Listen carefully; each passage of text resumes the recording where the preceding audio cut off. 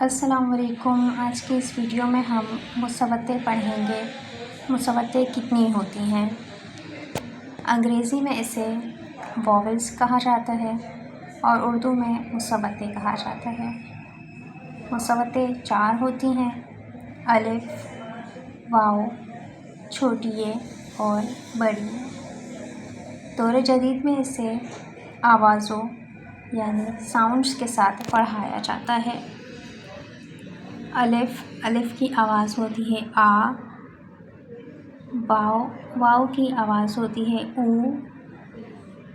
چھوٹی اے کی آواز ہوتی ہے ای اور بڑی اے کی آواز ہوتی ہے اے، یعنی آ، او، ای، اے۔ یہ واولز یعنی مصوتوں کے آوازیں ہیں۔